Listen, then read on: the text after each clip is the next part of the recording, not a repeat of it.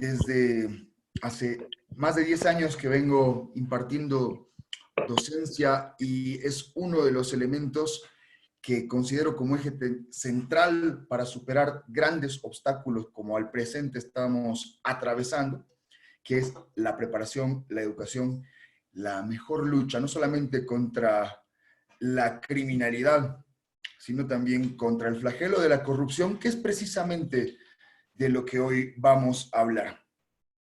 Haciendo una brevísima recopilación histórica para entrar en contexto, recordaron ustedes que el año 2009, cuando se aprueba la Constitución Política del Estado, que aprueba una asamblea constituyente, ingresan elementos constitucionales que la moderna teoría del derecho constitucional constructivista le ha denominado normas constitucionales inconstitucionales. ¿A qué me refiero? El artículo 123 de la Constitución Política del Estado, absolutamente controversial hasta entonces de lo que comprendíamos como el principio de legalidad y el principio de prohibición de retroactividad en materia penal, estipula uno de los grandes principios en su primera parte, que ninguna norma puede tener un carácter retroactivo, es decir, tener una fuerza coercitiva hacia el pasado, salvo en materia laboral, cuando beneficia al trabajador, y en materia penal, cuando beneficie al imputado. Esa era la excepción, pero la excepción tenía la excepción de la excepción, que era, salvo en los casos que se trate de denunciar, procesar, perseguir o sancionar delitos de corrupción. Y este fue un primer elemento contradictorio, por supuesto, con lo que estipulaba el mismo artículo 116 del mismo cuerpo normativo que señala: ninguna persona podrá ser condenada por hechos que a momento de ser cometidos o perpetrados no existiere una ley que los tipifique como delitos. Ratificado plenamente en una norma el principio de legalidad, como parte de la macrogarantía del debido proceso, pero absolutamente desvirtuado y desnaturalizado por el artículo 123.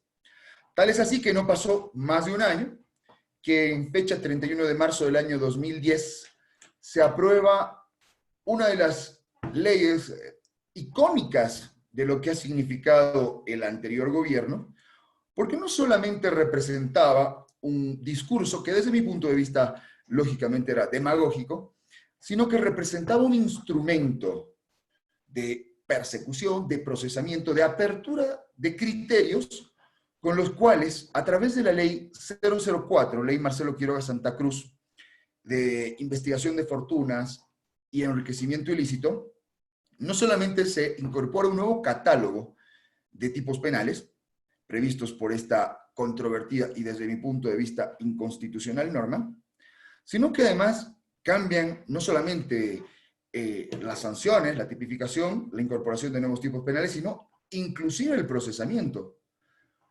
incorporando una lógica y una filosofía que lastimosamente, tras más de, pienso, 14 años de mal adoctrinamiento, de mala educación, pensamos que es lo normal.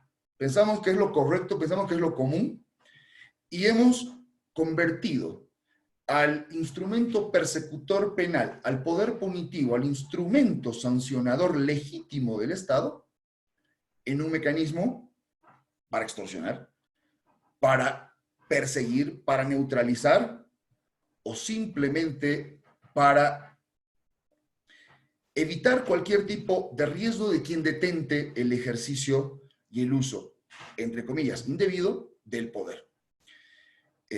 Pienso, y esto como nota al pie, que es muy contradictorio, paradójico, desde todo punto de vista, que la actual norma que tanto hemos criticado y durante muchos años hemos batallado en contra de sus principios, ahora es el emblema para encarcelar a quienes la promovieron y la promulgaron. Pero bueno, cerrando el paréntesis, esta norma, la ley 004, establecía y estipulaba que la persecución retroactiva es plenamente válida porque tiene un soporte constitucional, porque el artículo 123 se lo permite. Y se aprueban dos tipos penales ampliamente reconocidos, novedosos hasta entonces, como el enriquecimiento ilícito y el enriquecimiento ilícito de particulares. ¿Qué entendía?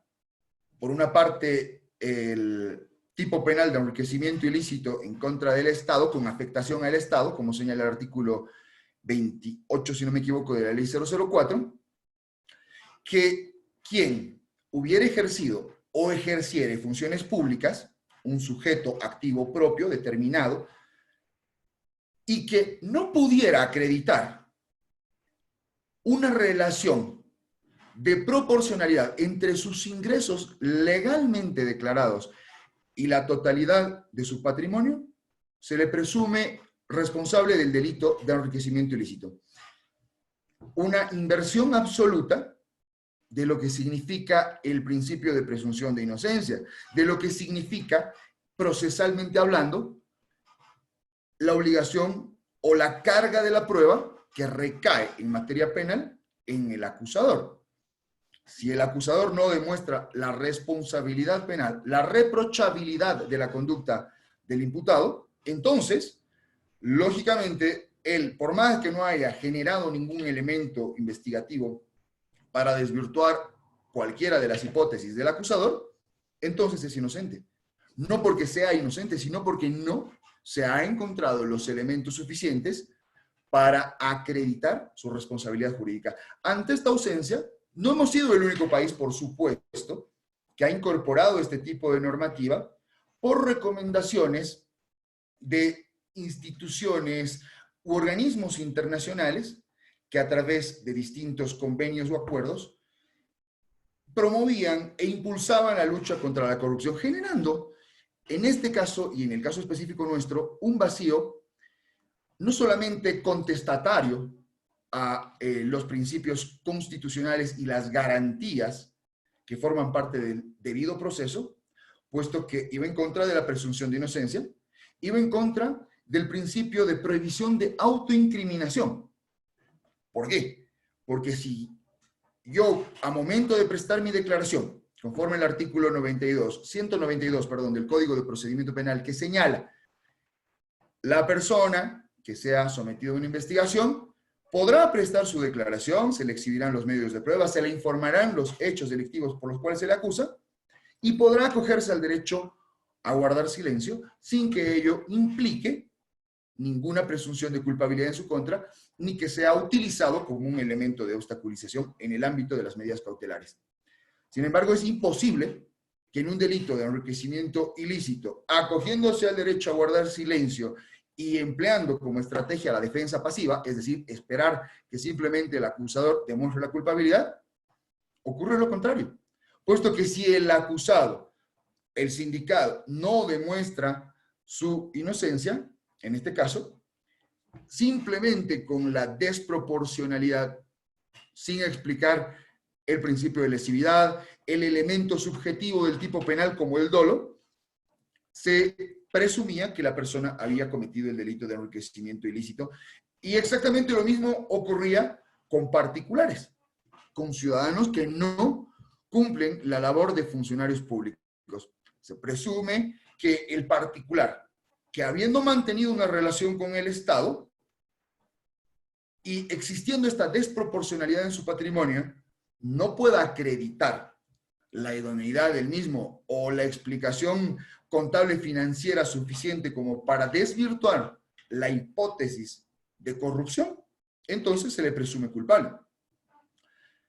Más allá de la constitucionalidad y más lejos, con un concepto mucho más amplio que simplemente el mero subjetivismo, tal es así que la contradicción fue tan contestataria a organismos internacionales de protección de derechos humanos, como la misma Comisión Interamericana de Derechos Humanos, el Grupo de Trabajo de las Naciones Unidas, a través de la Comisión de Lucha contra la Corrupción, que establecieron que si bien es una necesidad luchar contra el fenómeno y el flagelo de la corrupción, sobre todo en países empobrecidos por esta causa, tampoco se podía generar una violación absurda, grosera de los derechos humanos, como la presunción de culpabilidad, la inversión de la carga de la prueba, el desconocimiento pleno del derecho a no autoincriminarse,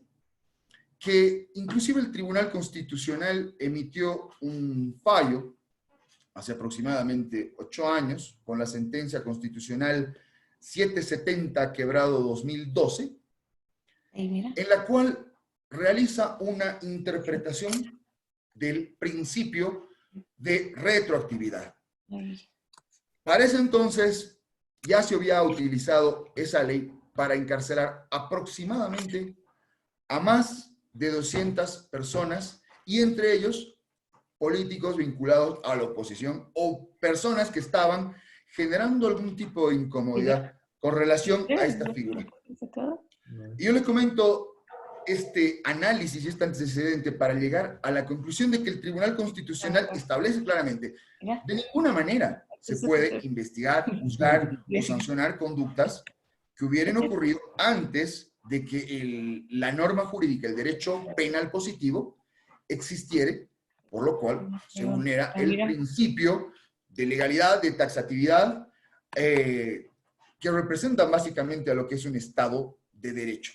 Sin embargo, declara constitucional la norma, lo cual no era de sorprenderse, pero a partir de entonces generamos un concepto que desde Gunther Jacobs y el incidente nefasto de lo que significó el atentado contra las Torres Gemelas en Estados Unidos, si mal no recuerdo fue el año 2003, en el que Estados Unidos adopta un concepto. El terrorista no es una persona que pueda comprender la importancia o el valor de los bienes tutelados, de la vida, de la integridad, de la dignidad, de la seguridad, por lo cual él no es un ciudadano. Y como no es un ciudadano, es un enemigo, entonces debemos tratarlo como tal. No como un enemigo de guerra, pero sí como un enemigo de la seguridad. Y con ello se suspenden o se flexibilizan, sarcásticamente hablando, las garantías de aquellas personas que por el solo hecho de pertenecer a una nación o tener ciertos rasgos físicos, eran investigados. Si un ciudadano común y corriente, norteamericano o extranjero, no dentro del enfoque o grupo de peligro, era investigado, podía estar detenido hasta 24 o 48 horas incomunicado. Legal, constitucional. Pero para un enemigo esto podría ser 2 semanas, podría ser 1 mes o el tiempo que considere necesario. Esta misma teoría que fue puesta en práctica en aquel entonces precisamente por el impacto mundial que generó el ataque, fue adoptada en nuestro país en el año 2010 a través del fenómeno lucha contra la corrupción. El corrupto ha aprovechado del Estado, de los recursos de la ciudadanía, del colectivo, se ha valido de la función pública o ha utilizado la administración pública para enriquecerse, por lo cual el corrupto es el enemigo. Tal es así que esta misma ley 004 genera una excepción que no se daba desde el Código Banzer de 1972, que una persona podría ser juzgada, sentenciada y condenada en rebeldía. No está el grupo de violadores, de infanticidas, de genocidas o terroristas, no. El único grupo de delitos que permite en nuestra legislación actual, a través de la modificación del artículo 89 del Código de Procedimiento Penal, el juzgamiento, procesamiento, investigación y sanción de delitos en rebeldía, es decir, sin contar con la presencia del imputado, es precisamente cualquier persona que fuera acusada, sancionada o investigada por delitos de corrupción. Delitos que el Código Penal, modificado y elevado a rango de ley en 1995 a través de la ley 1768, consideraba delitos contra la función pública, delitos propios, delitos de particulares, delitos en el ámbito de la administración de justicia, todos ellos considerados flagelos contra la integridad, la seguridad o la fe de la ciudadanía. A través de la modificación del año 2010, se eliminan no solamente las garantías para ser oído, que es el eje central y tronco estructural del derecho al debido proceso, el participar, el defenderse, el utilizar los mecanismos, al menos en igualdad de condiciones, en el margen, dentro de los marcos posibles, para que un imputado pueda no solamente desvirtuar o desacreditar las hipótesis contrarias, sino que también desconoce por completo la posibilidad de que puedan acceder incluso hasta beneficios penitenciarios.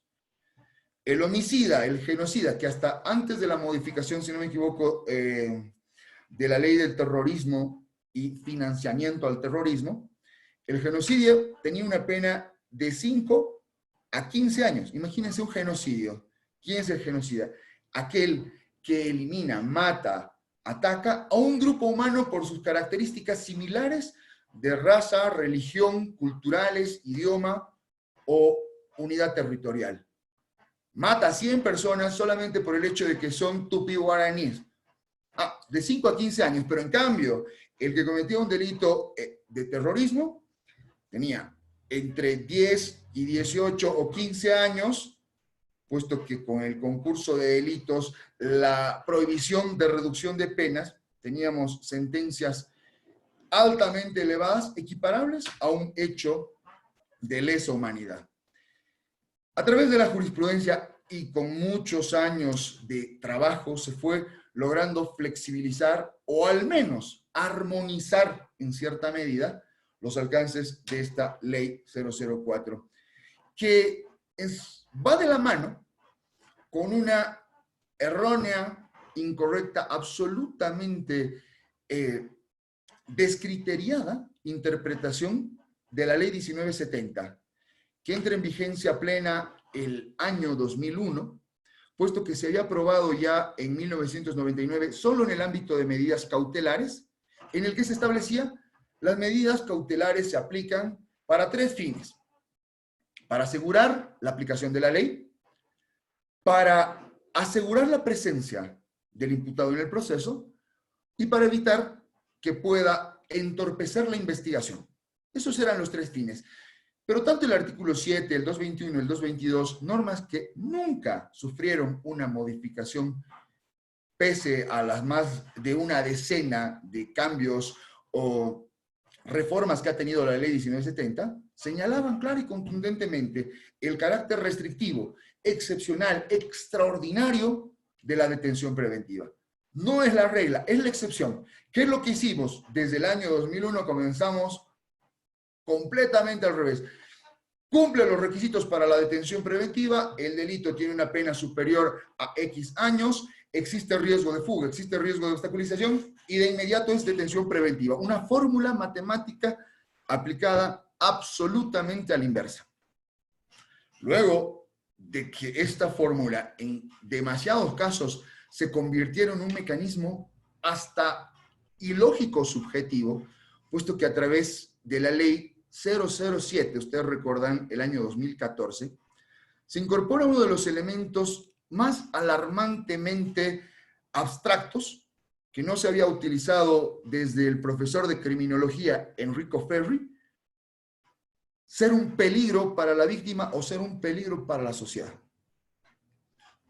¿Quién es un ente peligroso?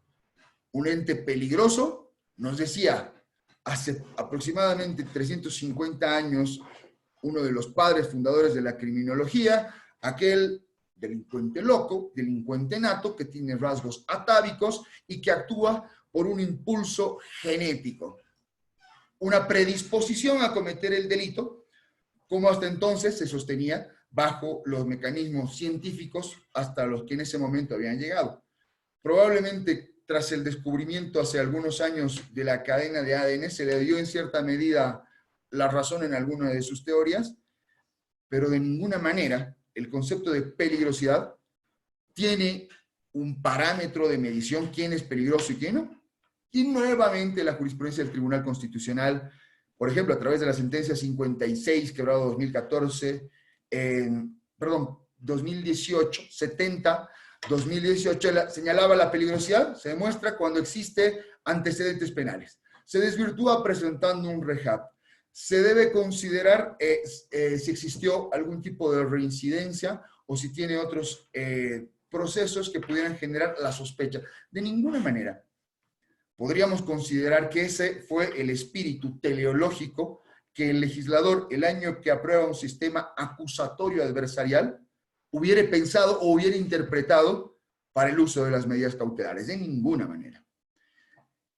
Luego de casi 18 años, 2 décadas de utilización de este sistema, persecutor, arbitrario, completamente abusivo, se dicta la ley 1173, puesta en vigencia luego de más de casi 6 meses de su promulgación, 4 de noviembre del año 2019, y retoma el concepto y el espíritu inicial con el cual había nacido la estructura de las medidas cautelares, incorporando el artículo 231 bis, en el cual establece que las medidas cautelares no solamente tienen fines de asegurar la ley, evitar que el imputado se dé a la fuga e impedir la obstaculización del proceso, sino además tiene fines netamente investigativos, puesto que señala que el plazo de la detención preventiva estará acorde a los actos investigativos que deben realizarse.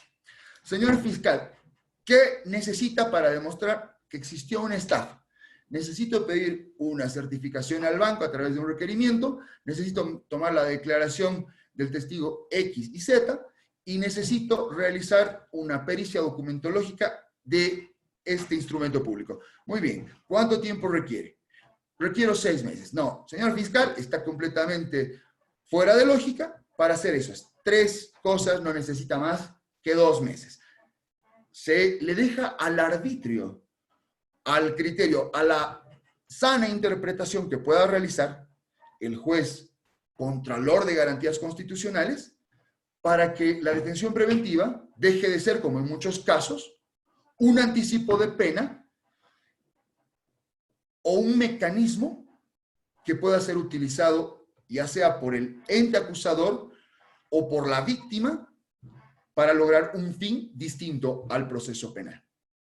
Retomamos un espíritu conservador en cuanto a la aplicación de las medidas cautelares, extrañamente el año 2019, y de pronto tenemos un sistema que discrimina nuevamente determinados hechos delictivos. No contempla la posibilidad de darles el mismo trato preferencial a quienes hubieran cometido delitos de orden sexual, delitos contra la vida, delitos contra menores de edad, delitos de violencia contra la mujer, que eso es otro aspecto satanizador, llamémoslo así, porque también se ha mal utilizado esta norma, y nuevamente volvemos, tras 10 años o más de un erróneo concepto de lo que significa un delito de corrupción, a incorporar los delitos de corrupción no deben merecer ningún tipo de beneficio, ni procesal, ni penitenciario, y mucho menos sustantivo.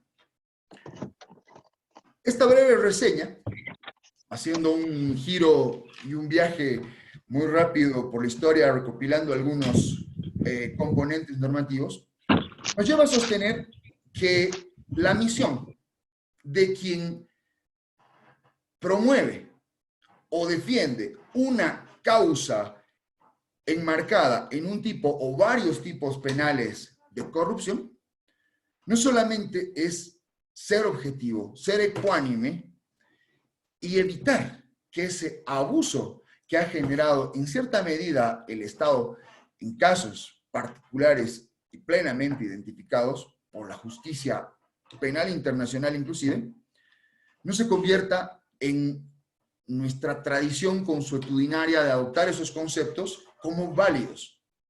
Al contrario, nuestra labor es realizar un análisis adecuado y a través de los mecanismos que tanto la Constitución Política del Estado y las leyes lo permiten, podamos realizar una reingeniería de lo que significa el orden, la misión y la labor del poder penal, del poder punitivo, del sistema acusador. No solamente en el ámbito normativo, puesto que una política criminal que tan solo basa los fines o los alcances de sus perspectivas u objetivos a través de leyes, está completamente equivocado. No puede existir una política criminal que no tenga en cuenta el nivel de educación, la situación laboral, el aspecto económico, el rol cultural que cumple la familia, y estos componentes lógicamente tendrán una incidencia directa en lo que significa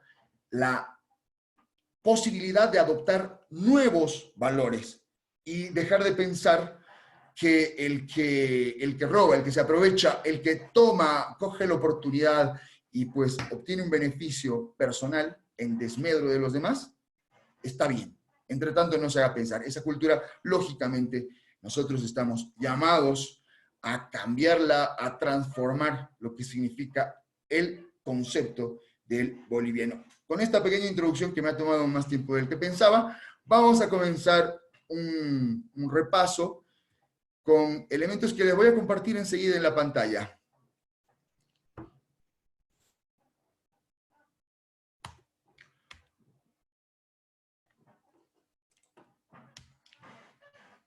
¿Todos pueden ver? ¿Sí? Genial. Supongo que sí, nadie me dijo nada, pero bueno. Presunción de buena fe.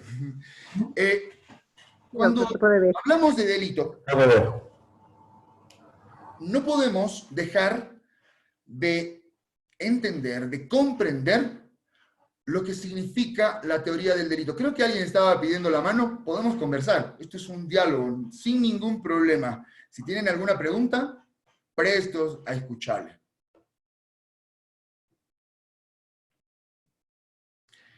Creo que no. Bueno, aquellos grandes tratadistas, no solamente de los tiempos de don César Beccaria, de filósofos como Hans Kelsen o intérpretes del dogmatismo como Klaus Roxin, han generado conceptos y componentes dogmáticos, doctrinarios, conceptuales, a través de los cuales se van esbozando distintas teorías con una finalidad: evitar que el uso del poder punitivo, dentro de lo que significa y representa el derecho penal, este acceso a la violencia autorizada por el Estado, sea un abuso desmedido, un uso arbitrario y distinto a los fines de armonía y paz social que el derecho penal utópicamente ha adoptado. La teoría del delito, pues, desglosa aquellos elementos que puede considerar necesarios, componentes estructurales, característicos de aquellas conductas que la sociedad las repudia, intolerables, imperdonables en ciertos casos, y es por ello que a través de los distintos componentes como la conducta humana, la tipicidad, el concepto de lo antijurídico o prohibido, junto con la reprochabilidad o culpabilidad, han conformado lo que hoy conocemos comúnmente como delito. El delito es aquel fenómeno natural, nos decía Rafael Garófalo, que atenta contra los fines y los valores de las personas, contra el altruismo y las virtudes. Claro que le estoy hablando de un concepto de hace más de 400 años. Este concepto, contrario a lo que los defensores del derecho positivo, de los positivistas, como se les llamaba, la época de la Ilustración y el racionalismo, no podemos hablar de que el delito se convierte en un atentado contra un valor o contra una virtud. Debemos identificar cuáles son aquellos elementos, puesto que sabemos y conocemos que lo que causa un daño, lo que causa una lesión, es un hecho prohibido. Y es así que atravesando en realidad las teorías causalistas, justnaturalistas, arribamos y aterrizamos en la corriente finalista. Un delito no puede ser delito, no puede ser concebido como tal si la persona que lo comete no tenía la finalidad o la predisposición mental de atentar contra el bien jurídico protegido o el valor constitucionalmente tutelado.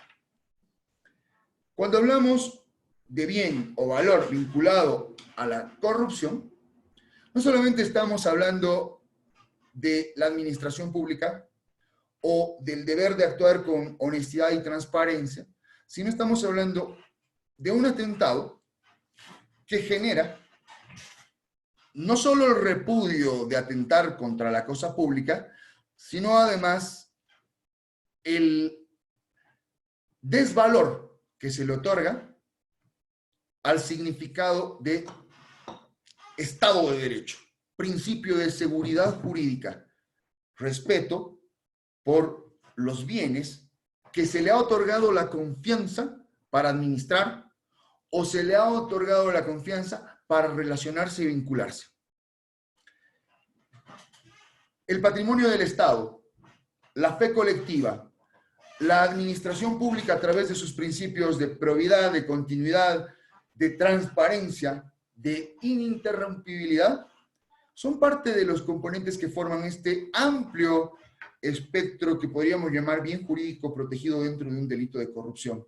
La corrupción, como erróneamente define el artículo 2 de la Ley 004, no solamente es entregar, prometer, ofrecer un beneficio, dádiva, ventaja o promesa a un funcionario para que haga o deje de hacer un acto relativo a sus funciones.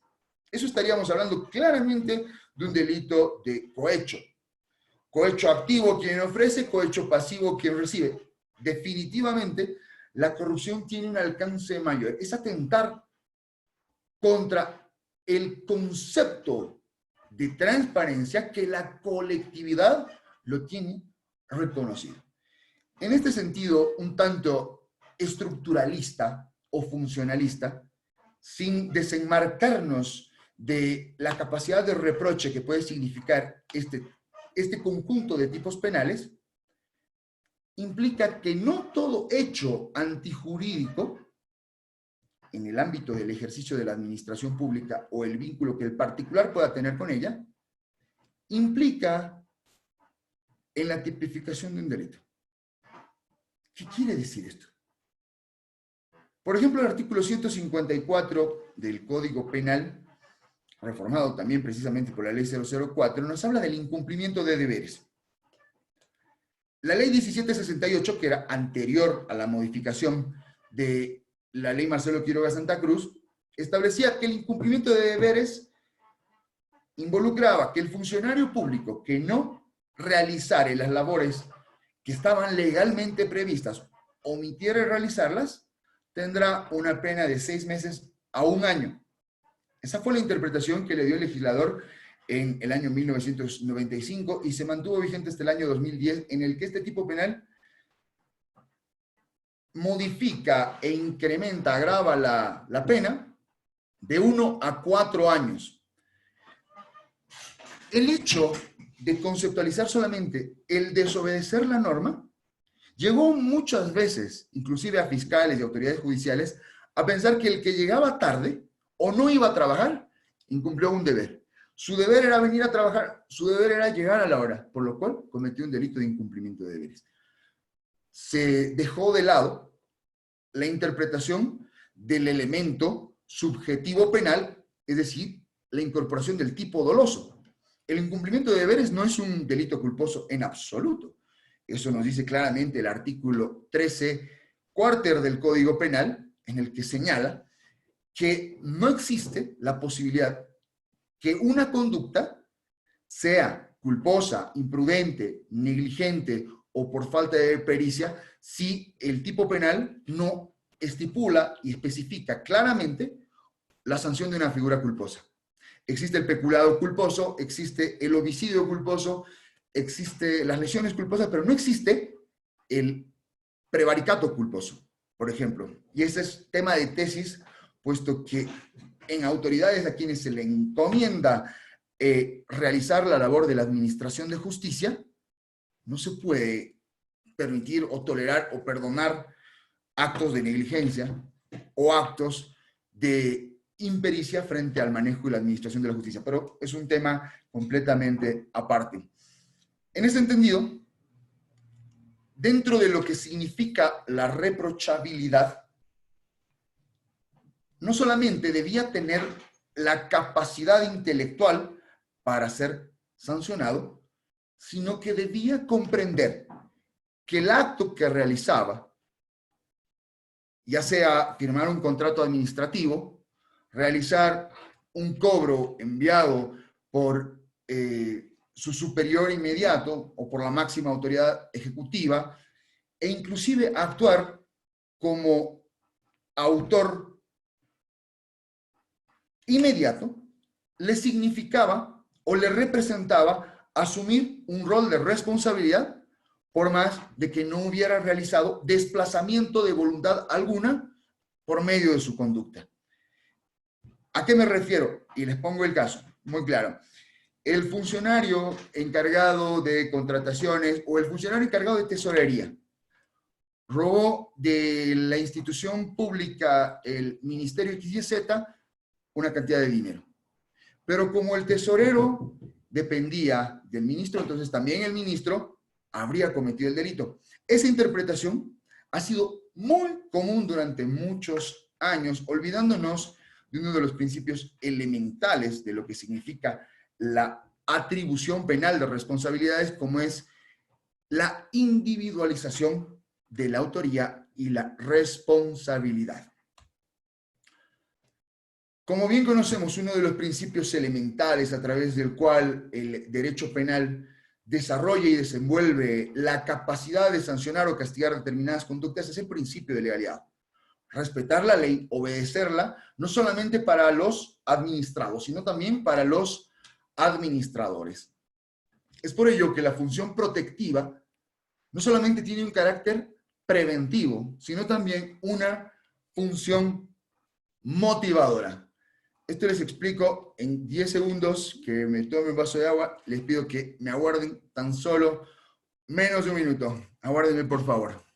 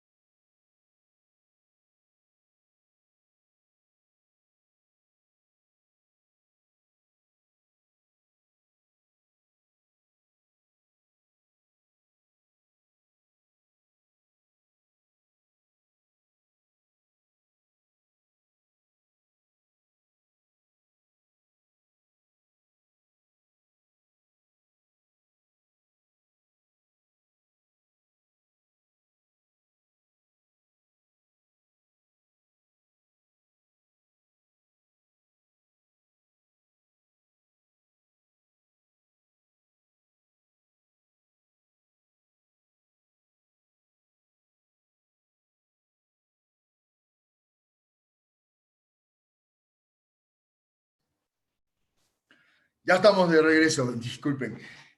Las funciones del derecho penal, decíamos, no solamente tienen un carácter protectivo preventivo, sino también una función motivadora, sancionadora. Si dividiríamos un tipo penal en dos partes, llamamos la norma jurídica primaria y la norma jurídica secundaria, entenderíamos que la norma jurídica primaria es una descripción, es una conducta, es un hecho en concreto. Y la norma jurídica secundaria es una amenaza, una advertencia legal que implica que por una parte te explico qué es lo que está prohibido, pero además te motivo a que no lo hagas, puesto que si incurres en un hecho de estas características, la sanción es determinada por la ley y por el derecho penal positivo. ¿Cuál fue la política criminal que hemos adoptado desde hace muchos años? Que cualquier hecho que afecte la conciencia colectiva, que altere el orden público, mediático, político, debía sancionarse una ley. Asumimos el poder, les pongo un ejemplo, vamos a luchar contra la corrupción, se dicta la ley contra la corrupción. Hemos sido víctimas de un acto terrorista, Hotel Las Américas, etc., etc., ley contra el terrorismo y financiamiento del terrorismo. En la calle XYZ, un perro mordió a una niña. Ley de sanción penal para los dueños de perros que cumplen. Convertimos al órgano legislativo en el único ente que de alguna manera, muy probablemente con fines no estrictamente preventivos o protectivos, sino algo de marketing o publicidad demagógica o por ahí, sancionaba. La única lucha que sostuvimos durante muchos años para eliminar o prevenir o disminuir los índices de criminalidad fue establecer normas punitivas, prohibitivas, restrictivas o que generen una agravante a través de la función motivadora. Lógicamente así no funciona.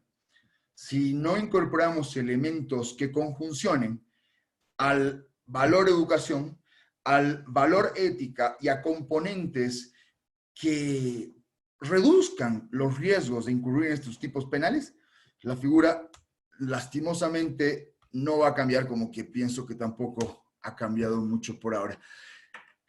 El delito sabemos que es todo comportamiento, conducta o desplazamiento de voluntad que encuadra a cabalidad dentro de una norma jurídico prohibida y desobedece un mandato o imperativo jurídico previsto en la ley penal dictada con antelación al hecho.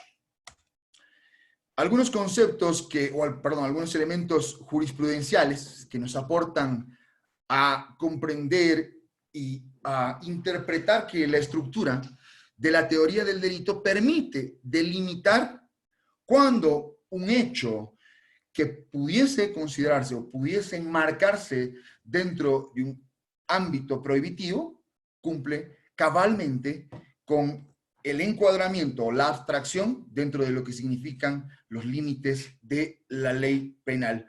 Lastimosamente, yo esto a título de crítica a nuestro, en otrora, Corte Suprema de Justicia, actual Tribunal Supremo de Justicia, ha adquirido una mala práctica, una mala técnica, una técnica un tanto mañosa, encontrar defectos procesales hasta donde no existen o simplemente desconocerlos para no ingresar al análisis de la ley sustantiva. Existen muy pocos casos dentro de los 458 tipos penales que existen, no solamente a través del Código Penal, sino a través de distintas leyes que tipifican conductas como delitos. Tan solo llegamos a 20 tipos penales que el Tribunal Supremo de Justicia ha desglosado, ha generado aportes para su interpretación y evitar de esa manera el uso abusivo o excesivo de la norma penal. El Tribunal Constitucional sí ha aportado, probablemente en la misma medida, para establecer cuándo algunos componentes pudiesen considerarse violatorios de derechos por no ser claros, por no ser específicos o por dar lugar a actos arbitrarios. Es por ello que delitos como, por ejemplo, recordarán ustedes el desacato, que no era y no tenía ninguna relación con la desobediencia, al contrario, tenía una vinculación estrecha con los delitos contra el honor. Quien calumniaba, difamaba o injuriaba a una autoridad pública cometía un desacato. Y con ello, adiós libertad de expresión, y pues se cometieron bastantes atropellos y vulneraciones hasta que el Tribunal Constitucional dejó sin efecto, apartó esta norma por declararla inconstitucional. Estos autos supremos se los voy a compartir junto con todo el documento, así que no se molesten en copiarlos, pierdan cuidado. El Estado, como un ente abstracto que aglutina no solamente el poder político o el órgano público que, dotado de soberanía, conforma la capacidad de administrar al territorio y a la población que se encuentra en él, se entiende como la corrupción, lo que les decía, no solamente el requerimiento, aceptación, ofrecimiento de ventajas o dádivas. La corrupción no es solamente dinero, ventajas, promesas, ofertas. La corrupción muchas veces es no hacer, dejar hacer, permitir que se haga, dejar de garantizar transparencia, idoneidad, continuidad, o que simplemente se utilice el poder público en contra de los administrados. Y esto veremos a continuación. Uno de los delitos más utilizados, entiendo, en los últimos tiempos dentro de lo que se interpreta como delitos de corrupción, vamos a hacer una breve reseña de algunos de ellos, lógicamente no de todos, sino el tiempo no nos va a alcanzar para todo lo que queremos transmitir. Es el uso indebido de bienes y servicios públicos. Este tipo penal no existía sino hasta la incorporación de la ley Marcelo Quiroga Santa Cruz del año 2010, que entiende que no es un incumplimiento de deberes, como hasta entonces se creía, el hecho de mal utilizar el patrimonio público, el bien público, la cosa pública, sino convierte esa conducta en un tipo penal específico que ordena e implica como mandato no aprovecharse de las funciones que cumpla para generar un uso distinto o un fin diferente de los bienes que se le hubieran entregado para cumplir o satisfacer las necesidades para los cuales fue elegido, nombrado, posesionado de cualquier manera.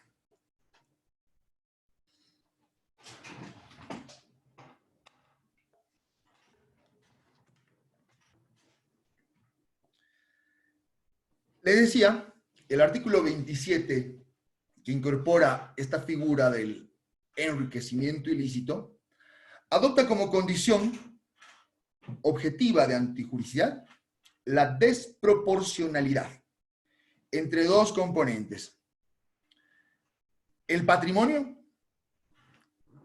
y el resultado del patrimonio durante el tiempo que prestó servicios en la función pública, no pudiendo desacreditar este vínculo o esta desproporcionalidad, como le llama, este desequilibrio entre ambos componentes numéricos, por los cuales, junto con la modificación al artículo 181 bis del Código Penal, que es la legitimación de ganancias ilícitas, de forma muy similar, permiten establecer que quien no pueda determinar la legalidad de la obtención de su patrimonio, se le presume culpable de un delito de corrupción.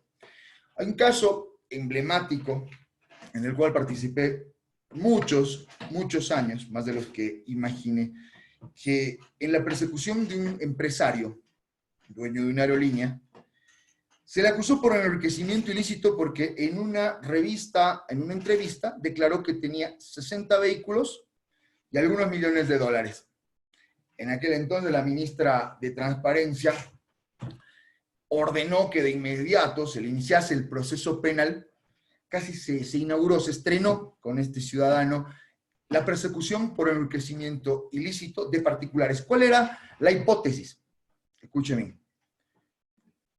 El señor tenía 60 vehículos, tiene X millones, no sabemos de dónde provienen, por lo cual presumimos que ha cometido el delito de enriquecimiento ilícito. Tan bochornosa estructura con la cual se inició el proceso, 5 o 6 años más tarde, en su ausencia, declarado rebelde, después de que salió del país, se lo condena bajo una hipótesis distinta. El tribunal de sentencia, lógicamente, consideró que era un absurdo pensar que el hecho de tener vehículos o dinero es un enriquecimiento ilícito. Dijo, no pagó impuestos. Como no pagó impuestos, entonces cometió un enriquecimiento ilícito, pues se apoderó de los dineros de los impuestos que debía pagar. Nada más absurdo que el convertir un hecho tributario como un incumplimiento al pago de una obligación legal, legítima, perfectamente entendible, pero no podía considerarse como un delito de corrupción, algo completamente distinto, con bienes jurídicos absolutamente diferenciados. Y como no le permitieron ejercer su defensa, pese a que el artículo 121 señala que ninguna persona podrá ser obligada a declarar contra sí mismo, como no declaró, como no participó, como no presentó prueba, entonces se le presumía. 5 años más tarde, el año pasado, básicamente, un tribunal de última instancia señala que la persecución desde la denuncia no tenía una estructura ni una base para juzgar y anuló todo el proceso. Ahora bien, es la figura de la cual conversábamos. Vamos a pasar a la diferencia que existe entre hechos de corrupción vinculados al sujeto activo, es decir, cometidos por funcionarios públicos, y aquellos que los particulares pueden cometer en contra de la administración pública. Uno de los delitos que básicamente, tal como el artículo 142 encabeza, y es el primero en la lista de los delitos contra la función pública, delitos de corrupción de carácter propio, es el peculado. Que si nos imaginamos el artículo 345, apropiación indebida, el artículo 346, abuso de confianza, es los dos sumados contra el Estado. Apropiarse del dinero, de los bienes del Estado, utilizando, aprovechando la confianza que se le hubiera dispensado para enriquecerse, para darle un destino distinto a los bienes, dineros o valores que se le hubieran confiado. El peculado es básicamente el atentar no solamente contra el patrimonio del Estado, sino contra la confianza y la fe que puede existir por parte de los ciudadanos en contra, lógicamente, de los valores establecidos no solo constitucionalmente, sino sancionados claramente por normas específicas.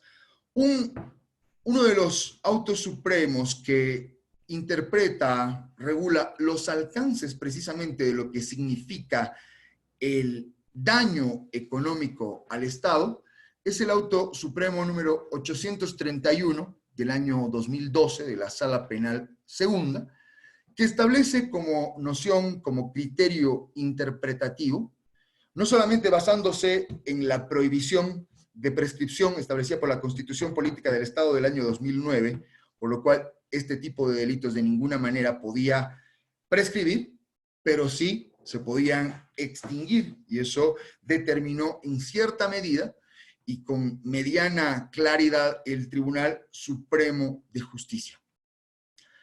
Los delitos contra dineros, valores, bienes o cualquier tipo de activos del Estado que la Constitución y las leyes le reconocen como parte del erario y del valor o de la acumulación de la riqueza de un Estado que pertenecen lógicamente a la colectividad, no únicamente involucran un aprovechamiento directo, porque no necesariamente puede ser el autor inmediato el que se beneficie.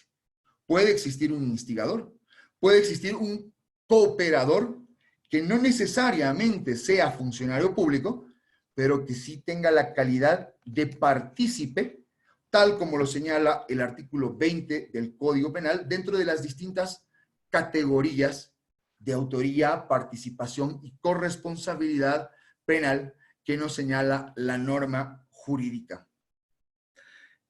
El bien jurídico protegido no solamente es la función pública, sino es la correcta, honesta, transparente, idónea administración de la cosa pública. Tal cual es así, que puede sancionar inclusive el que hizo mal su trabajo. Lo hice mal porque no me daba para más, no sabía cómo hacerlo. Yo cumplía funciones de albañil y me posesionaron de, no sé, director del fondo indígena y pues me robé unos cuantos millones porque no sabía cómo hacerlo. Ah, pero está sancionado. Y se llama conducta antieconómica. El que producto de su mala administración, no sabemos si se quedó con el dinero, si lo llevaron las otras 100 personas que participaron en el hecho, sin anticipar criterios, por supuesto, pero el hecho de que se sancione conductas por las cuales se requiere tener ciertas capacidades, habilidades, destrezas o virtudes, no solamente implica que debiera sancionarse a quien generó la conducta antieconómica, sino a quien nombró a la persona para que realice determinadas actividades para las cuales no estaba de ninguna manera capacitada o preparada. Y no es con la finalidad de extender el ámbito de aplicación penal, sino es con la lógica misma que la ley 004 ha incorporado dentro del ámbito de persecución en cuanto al bien jurídico protegido, que considera de la más alta importancia. Tenemos algunos autos supremos que los van a revisar con calma cuando les envíe el documento. Hay un conjunto de delitos que se llaman delitos de abuso de autoridad. El abuso de autoridad como tal no existe. Se llama resoluciones contrarias a la Constitución y la ley. Y no solamente implica, como su nombre mal indica, que son resoluciones. Inclusive son órdenes que se dictan sin necesidad de estar escritas, que sean contrarias a la Constitución y la ley. Y muchas veces desconocen muchos de los abogados que el hecho de que no esté escrita o no se encuentre redactado en un documento el mandato por el cual generó un hecho ilícito, no desvirtúa la posibilidad de incorporar a quien promovió el acto delictivo. Por lo cual señala que es también dictar resoluciones u órdenes contrarias a la Constitución y la ley, o ejecutara o hiciere ejecutar dichas resoluciones. De ninguna manera el principio de obediencia o de subordinación puede ser empleado como causal de justificación para desvirtuar la existencia del hecho penal. Me ordenó que dispare, por lo cual disparé. No, no solamente sanciona a quien dicta, a quien resuelve, sino también a quien ejecuta, sabiendo que se encuentra violando, vulnerando o atentando contra un bien jurídicamente protegido. El incumplimiento de deberes me parece una de las figuras más altamente mal utilizadas y mal comprendidas por juzgadores, inclusive en fallos del máximo ente que representa el órgano legislativo, puesto que entendemos que el incumplimiento de deberes es desacatar el mandato de una norma imperativa como obligación propia de las funciones u omitir realizar una conducta o una acción para la cual estaba obligado a realizarla. Tenemos una acción, tenemos la tipicidad, probablemente encuadre dentro de la capacidad penal para reprocharle, es decir, se cumple con el elemento de la culpabilidad, pero ¿qué ocurre con el tipo doloso? ¿Tenía la finalidad de atentar contra el bien jurídico protegido o tenía como intención generar un riesgo jurídicamente no permitido o prohibido por mandato imperativo? Si no podemos desglosar aquel elemento intelectual por el cual se generó el móvil para incurrir en el hecho delictivo, entonces de ninguna manera es un incumplimiento de deberes. Le repito, no solamente es desobedecer la norma de las funciones específicas del funcionario, sino tener la intención del principio de lesividad. Atacar, atentar, corroer, violar, vulnerar al bien jurídico protegido.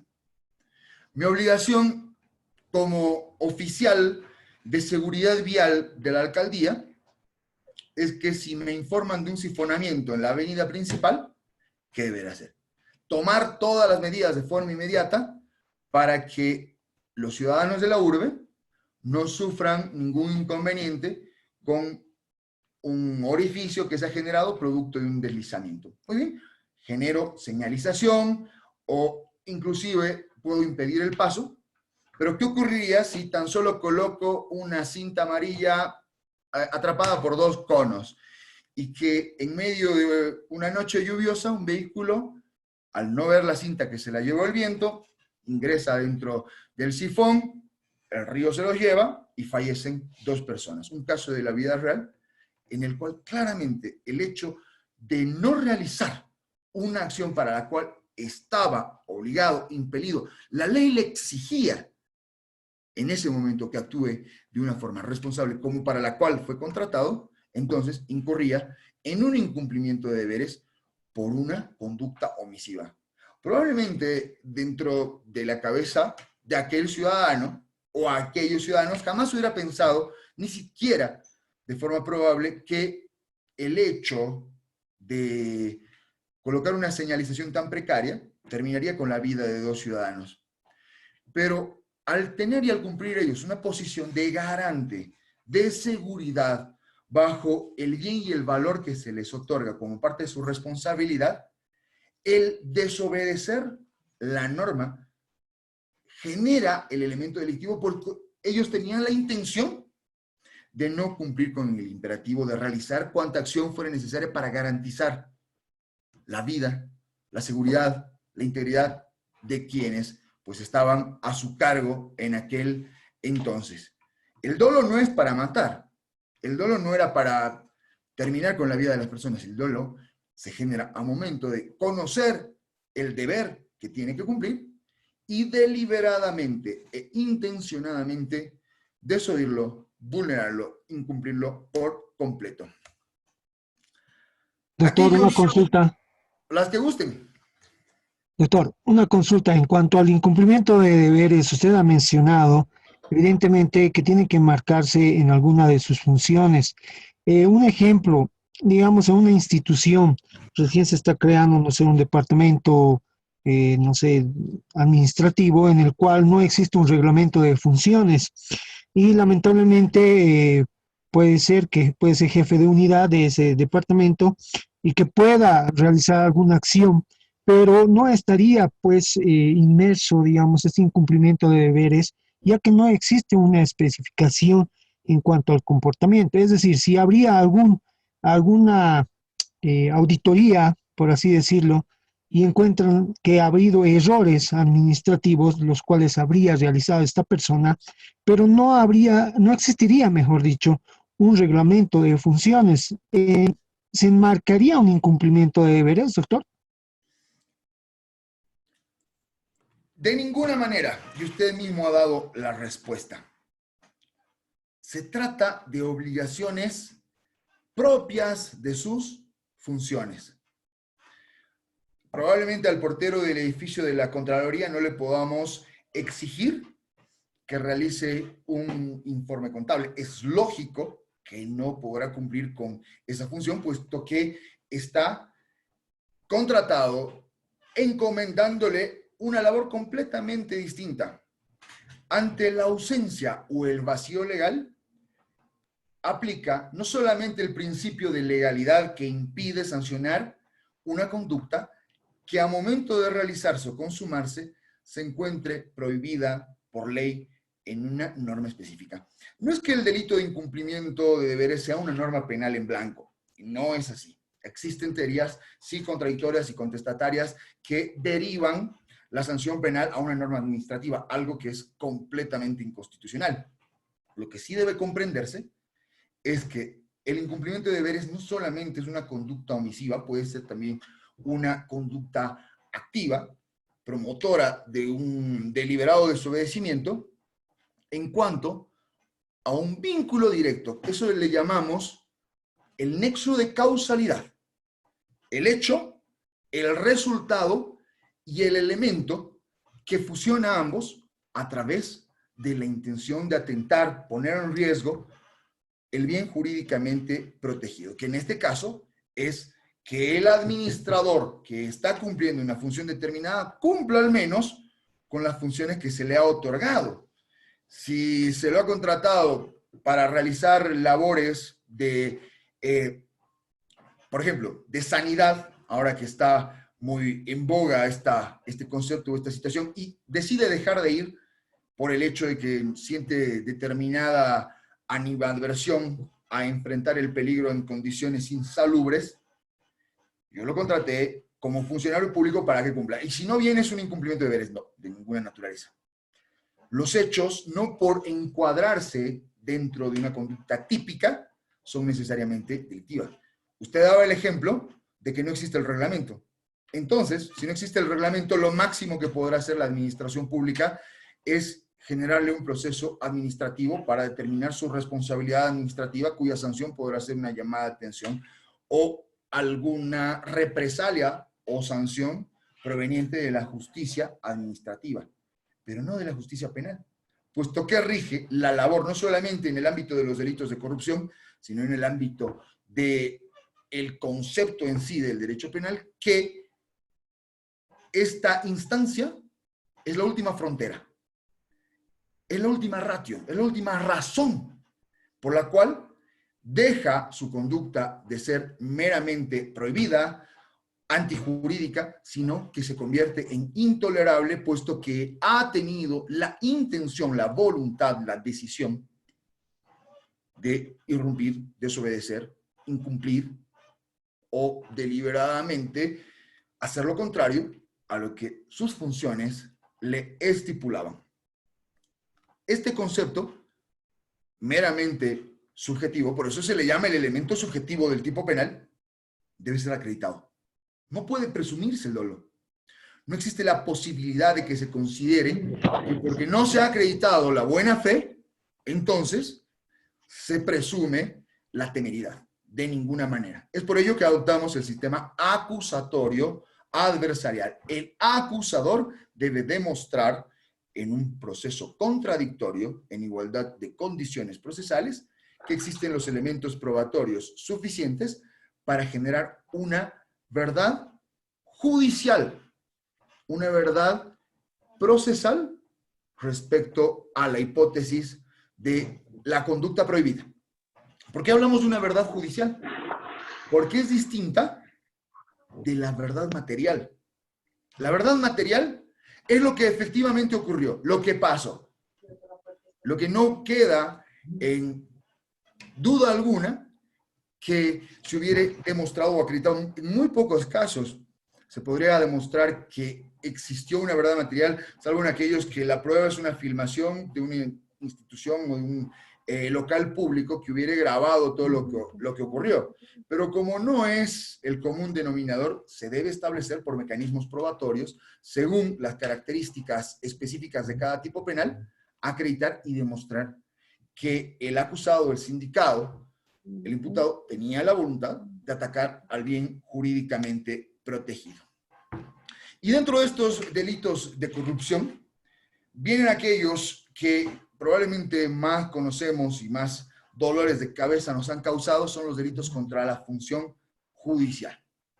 Aquellos delitos que cometen no solamente quienes administran justicia, sino quienes utilizan el sistema judicial para generarse beneficios, dádivas, ventajas contrarias a lo que significa la sana, correcta, idónea y transparente administración de la justicia.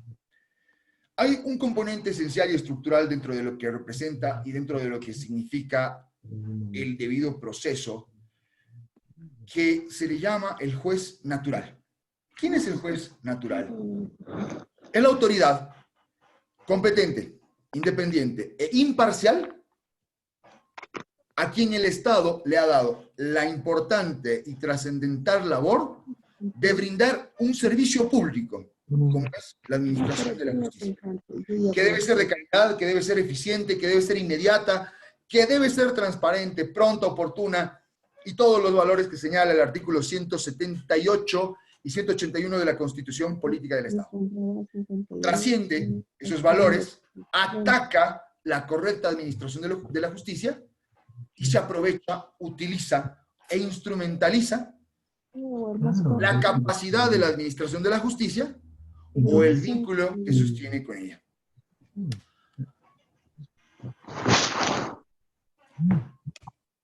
Uno de los delitos más emblemáticos dentro de este conjunto de tipos penales que protegen la adecuada labor de la magistratura es el prevaricato.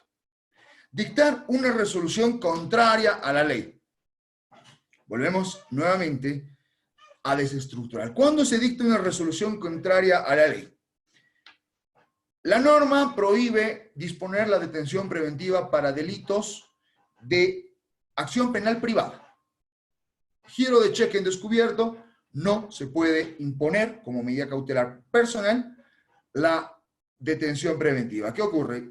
En Cochabamba, otro caso real, un juez dispone la detención domiciliaria de una persona a quien se le indica el tipo penal, giro de cheque en descubierto, giro defectuoso de cheque, y por más que fueran 5 o 10 delitos de acción penal privada, en ningún caso procedía la detención preventiva, porque ¿qué es lo que hace? Luego de imponerle la medida, descubre que desobedeció la detención preventiva, salió de casa, y aplicando el artículo 247, dispone la revocatoria de la detención domiciliaria y envía a esa persona a un recinto penitenciario. ¿Qué es lo que ocurre? Es una resolución contraria a la Constitución y a la ley, pero completamente. No existía ni siquiera el justificativo legal cuando una norma lo prohíbe por completo. Y el argumento de defensa en ese caso fue señalar de que existía una norma que le señalaba que podía aplicar hasta la detención preventiva, pero lo que en ese caso no leyó el juez no porque no sabía leer, sino porque existía un acusador con alto poder económico que lo impulsaba, era que después de señalar que hasta la detención preventiva se incumplen las medidas sustitutivas, solo en los casos que la ley lo permite. Entonces, sí se cometió un prevaricato, además agravado, porque involucraba la privación de libertad de una persona. El prevaricato es no solamente dictar la resolución contraria a la Constitución, es tener la intención de quebrantar la correcta, la adecuada interpretación taxativa, legal, correcta, de una norma jurídica. En algunos casos se llegó inclusive a establecer que si el juez dictaba una sentencia concediendo tutela a una parte, el tribunal de segunda instancia revocaba esa decisión y denegaba esa concesión, entonces el de primera instancia cometió prevaricato. No.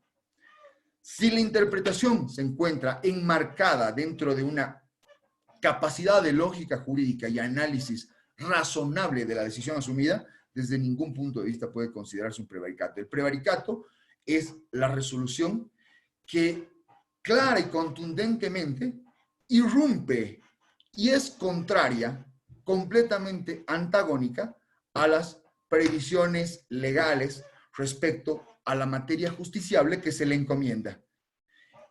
Cuento viviendo 10 años en esta casa, por lo que pido usucapión. ¿Tiene algún título expectaticio que acredite su derecho propietario? Tengo un contrato de alquiler. Se declara aprobada la demanda de usucapión. Momento.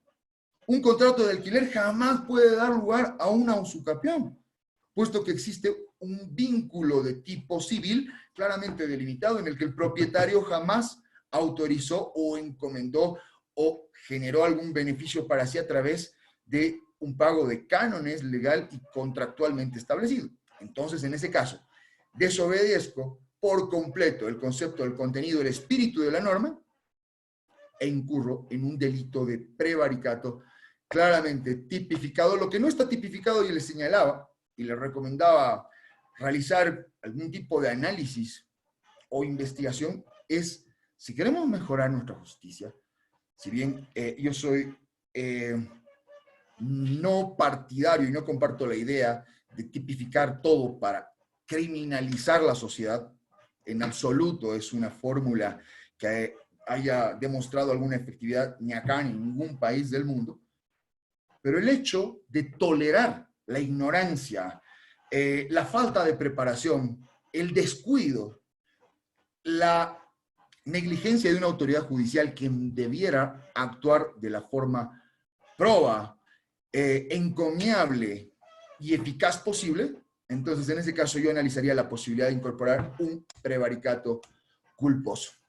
Otro de los fenómenos contra los cuales pretende luchar frontalmente la ley 1173 es el delito de la retardación de justicia.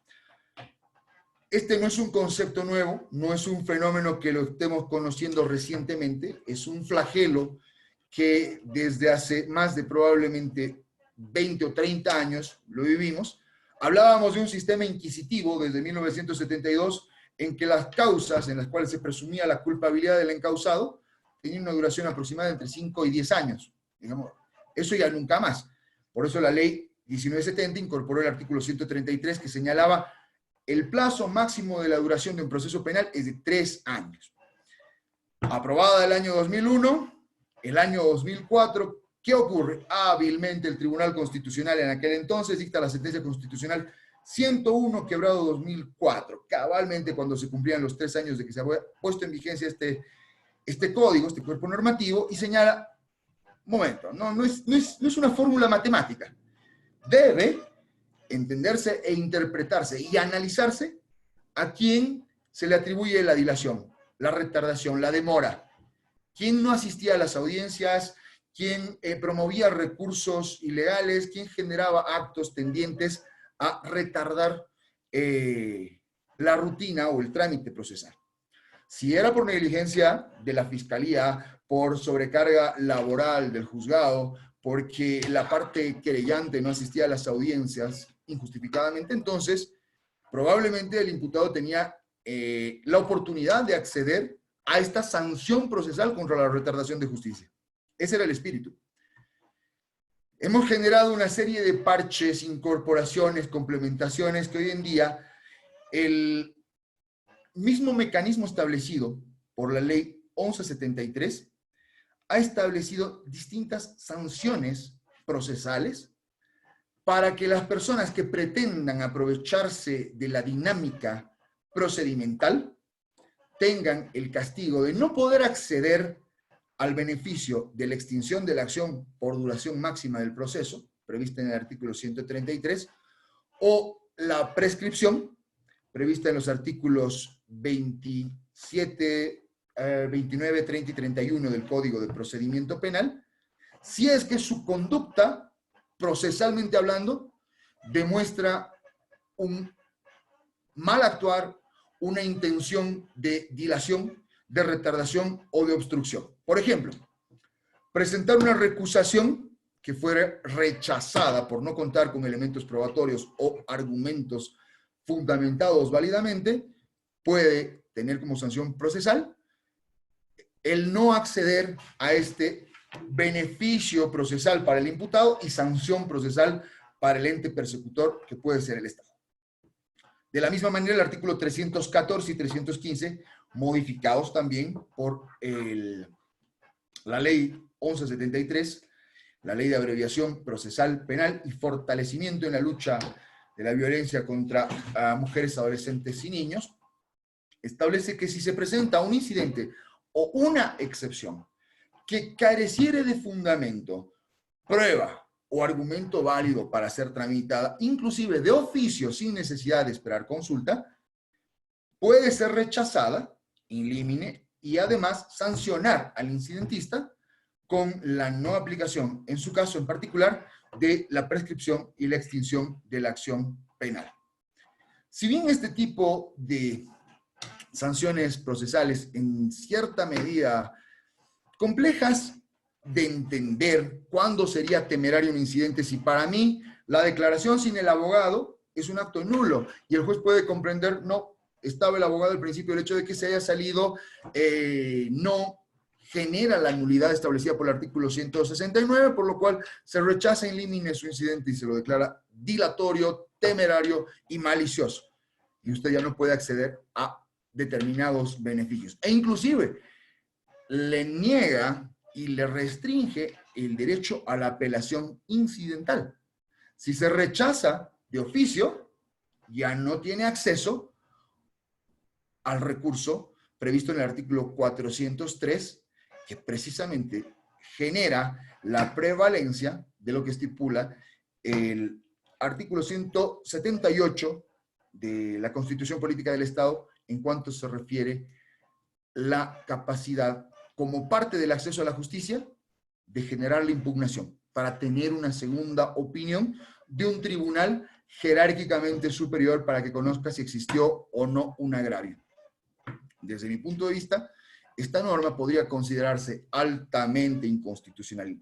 Sin embargo, la finalidad y parte del móvil estructural que impulsó el diseño y la creación de la Ley 1173 era dinamizar el sistema judicial, modernizarlo, tecnologizar la justicia boliviana, generar nuevos roles en cuanto a la participación de una oficina gestora de procesos que tenga la labor de digitalizar las audiencias, compartirlas con las partes, habilitar un buzón judicial para tener una comunicación en línea, evitar la dilación por faltas de notificaciones debido a la escasez del recurso humano o económico, generar el cuaderno electrónico a través de plataformas informáticas y pues promover las audiencias a través de videoconferencias que no restrinjan derechos ni garantías personales. Pues no habíamos entendido la magnitud y la trascendencia y probablemente la gran utilidad actualmente, llamémosle loading, en desarrollo, cargando, de que a través del fenómeno que estamos atravesando, que desde el 22 de marzo se declara la cuarentena absoluta, que probablemente va a proseguir un poco más, no importa, nos olvidamos de eso en este momento, estamos hablando de derecho penal. Se genera la obligatoriedad y la necesidad de incorporar estos elementos informáticos, telemáticos, que forman parte de la modernización, del intento de modernización de la justicia, que llevamos adelante ahora a través de un sistema Mercurio por medio de la aplicación Blackboard, audiencias virtuales. Existe un buzón judicial, que de momento es un tanto un saludo a la bandera del órgano judicial, puesto que no tiene gran utilidad. Permite que el buzón judicial recepcione documentos, pero al día siguiente se los tiene que presentar de forma física. No tiene ningún sentido, es un absurdo, pero es porque está en desarrollo. Tenemos una plataforma SILEG para conocer los cuadernos judiciales, a través de los cuales, incorporando el número NUREG y el web ID que corresponden a una carátula del expediente judicial en cualquier distrito, se incorpora estos datos en esta plataforma y pues tenemos la posibilidad de conocer la relación del expediente. No conocemos el expediente, no conocemos el contenido de los documentos, pero sí probablemente vamos a poder leer demanda, notificación, contestación, memorial, solicitud, prueba, con las fechas y el encabezado, el rótulo. Tal vez para hacer un seguimiento un tanto simplemente el estado en el cual se encuentra un proceso, pero no para conocer a ciencia cierta el contenido del cuaderno. A diferencia de lo que ocurre en el Ministerio Público, que ha incorporado, precisamente a partir de las previsiones que generaba la incorporación de la Ley 1173, modificada el 19 de septiembre por la Ley 1226, la necesidad de tener un cuaderno electrónico, y aplica y en este momento se encuentra en vigencia, también bajo la misma categoría de en proceso de desarrollo, el sistema denominado Justicia Libre, que es fiscalía.justicialibre.gov.bo, si no me equivoco, en el cual sí se puede acceder a los casos en los cuales una persona participa, ya sea como litigante o como abogado, señalándole el nombre completo, el número de cédula de identidad, datos como la fecha de nacimiento y algunos otros componentes que solicita la plataforma para ingresar.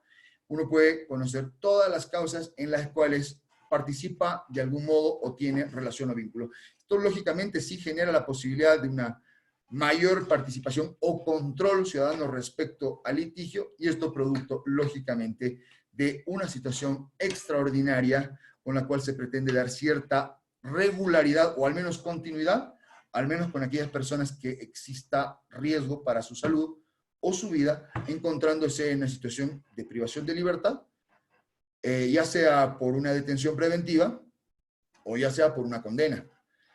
Como nota al pie, simplemente de 18,000 internos que existen en Bolivia, tan solo 7,000 tienen una sentencia y el resto, más del 60%, son detenidos preventivos. A quienes la Constitución y la ley les llama inocentes, a quienes se les presume su no responsabilidad penal, y que en cierta medida nos cuesta desadaptarnos, desapegarnos, desembarazarnos, tal vez sería el término más adecuado, de la lógica, persecutoria, arbitraria e ilusoria que ha generado la necesidad de la detención preventiva para satisfacer los intereses de la víctima. No es así. La detención preventiva cumple fines específicos. Lo importante es saber utilizarla adecuadamente, de forma razonable y objetiva.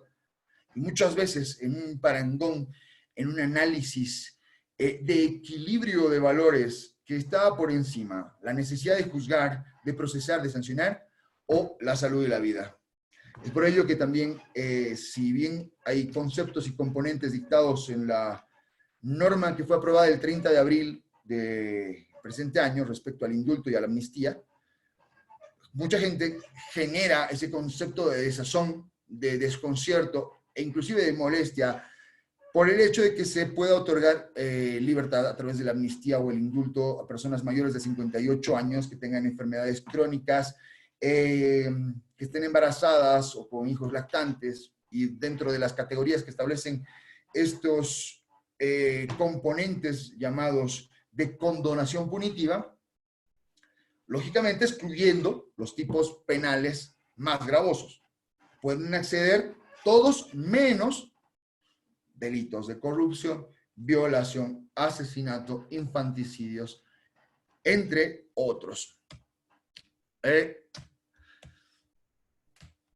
Ingresando, y ya para terminar, en lo que significa la ley 1173 y las modificaciones que ha realizado, existe una fusión altamente protectiva del concepto formal o conceptual que hemos adquirido de las medidas cautelares. Las medidas cautelares únicamente tenían la lógica de garantizar el proceso, de que la ley se aplique, de que el imputado no se fugue y de que no obstaculice la averiguación de la verdad. Pero hoy en día, a través de las medidas protectivas que ya tienen larga data, en términos probablemente no tan larga, que desde el Código Niño-Niña a Adolescente, la Ley 007 y precisamente la Ley 1173, que refuerza, fortalece e inclusive en algunos casos se excede como medida protectiva solamente por presumir la existencia de un hecho delictivo, un juez penal tiene la capacidad de divorciar a una pareja de esposos. Para mí, una medida protectora es impedir que el presunto agresor se acerque a los presuntos agredidos. Niños, mujeres, sujetos vulnerables, completamente de acuerdo. Que se le congelen determinados montos de dinero, que se le anoten los bienes para que no los disponga en desmedro del patrimonio familiar, que se le prohíba contactarse, amenazar o generar cualquier acción de zozobra, e inclusive que se le prohíba caminar por las mismas calles. Eso nos dice básicamente la ley 1173. Pero llegar a establecer que se dispone la desvinculación conyugal que una autoridad en materia familiar ha generado por el hecho de la presunción de un hecho delictivo del cual aún no existe una sentencia condenatoria que establezca la responsabilidad o la reprochabilidad penal, sí puede ser altamente contradictoria y probablemente compleja la interpretación y el alcance de algunas medidas y de algunas acciones que pueden ser consideradas que a título de promover el acceso a la justicia de una víctima vulnerable se utilice este mecanismo o este instrumento, como muchas veces se ha generado a través de la ley 348, que el mejor mecanismo de incrementar el monto de la asistencia familiar es un proceso penal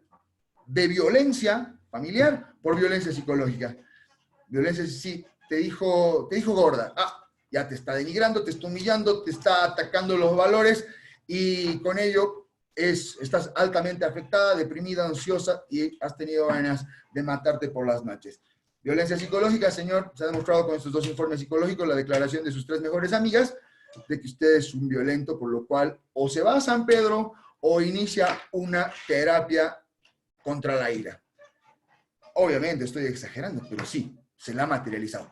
No desconozco la necesidad de, en nuestra cultura altamente patriarcal y probablemente precariamente educada, sí se debe proteger a las víctimas vulnerables, ancianos, mujeres, niños, adolescentes. Este tipo de sujetos pasivos sí tienen que tener toda la protección, asistencia y mecanismos de aseguramiento de sus derechos y sus garantías para que no sean vulnerados o no vuelvan a ser vulnerados. Pero el mal uso, la mala interpretación, la desacreditación de un fenómeno penal para conseguir elementos o pretensiones muy al margen de lo que significase un hecho delictivo es un abuso del derecho, y para ello precisamente estamos nosotros para actuar de forma objetiva, ecuánime, razonable, pero sobre todo justa, que a veces este concepto resulta tan ampliamente complejo de entender que deberíamos nuevamente preguntarle a Justiniano si darle cada quien a lo que le corresponde es la interpretación más cabal de lo que es justicia. Para mí el derecho penal no es más que lógica, razonamiento, sentido común, empleando el instrumento perseguidor con fines legítimos, con fines de satisfacción, con fines restaurativos, como señala otro de los componentes principales de la ley 1173. El uso, el abuso del derecho, de los instrumentos perseguidores y del poder han generado que nuestro Estado y nuestra nación sufra grandes procesos y episodios de retroceso. Pero cambiar la dinámica, cambiar el pensamiento, cambiar ese chip que tenemos incorporado por cerca o más de 14 años, es posible. Muchas gracias a todos. Les agradezco infinitamente. Si tenemos un par de dudas, pues atento a responderlas con el mayor de los gustos. Doctor, buenas noches. Una consulta, por favor. Humberto López desde Potosí.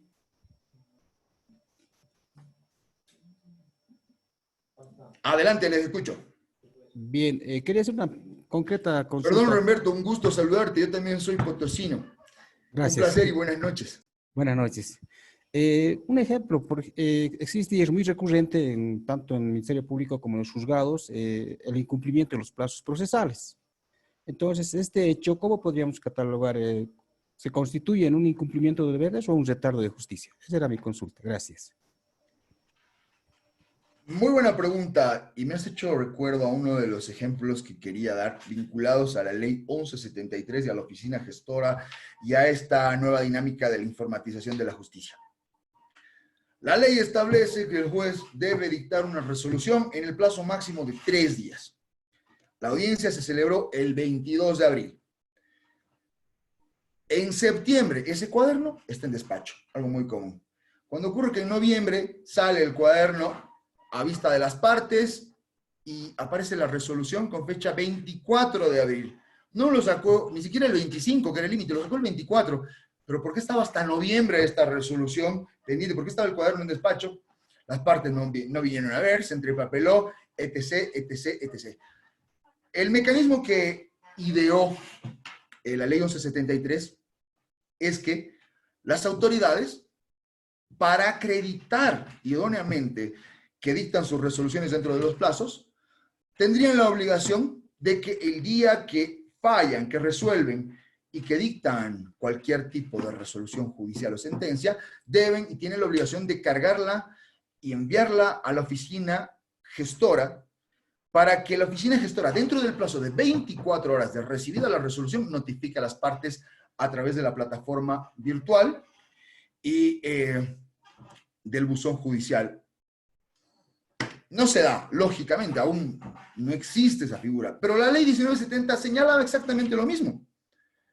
No a través de medios informáticos, pero sí establecía que la resolución, una vez dictada, será notificada a las partes dentro de 24 horas. Jamás ha ocurrido ello. ¿Por qué? Porque adoptamos un criterio excesivamente permisivo. Y no es porque tengamos un error en cuanto a el respeto de los derechos, es porque si nuestros tribunales empiezan a dictar fallos jurisprudenciales, no solamente el Tribunal Supremo de Justicia, sino el Tribunal Constitucional, en los cuales empiezan a consentir el incumplimiento de plazos que según el artículo 160 son perentorios e improrrogables, lo que hicimos es legalizar lo ilegal, lo ilegítimo, lo contrario al derecho. Hemos permitido que se den tantas vulneraciones y arbitrariedades en uso y abuso del procedimiento penal y de la interpretación de la ley penal, que no ha sido más que a través de referentes jurisprudenciales tolerar lo intolerable. Tenía el plazo de 24 horas, según el artículo 251 bis, para remitir la resolución de medidas cautelares ante el tribunal ad quem para que resuelva la situación jurídica del imputado. No lo hizo. Sí, pero no estaba con secretaria, pero tenía que notificar a las partes. El oficial de diligencia salió, era el cumpleaños de su abuelita, y pues por eso hemos notificado 3 meses más tarde. Bueno, se entiende la sobrecarga procesal, por lo cual se deniega la acción de libertad de pronto despacho. Se han dado casos, y se siguen dando, porque mientras no hagamos respetar la idoneidad y la formalidad del cumplimiento de los tiempos, el anhelar una justicia eficaz, pronta y oportuna, no va a pasar de ser tan solo una utopía. Lo que importa es hacer prevalecer el cumplimiento del plazo. Y si no cumple el plazo, pues no solamente podrá existir responsabilidad administrativa, si es un acto doloso, malintencionado, grosero y temerario, pues podrá también constituirse en un hecho delictivo y encuadrarse dentro del tipo penal. Muchas gracias. Escucho otra.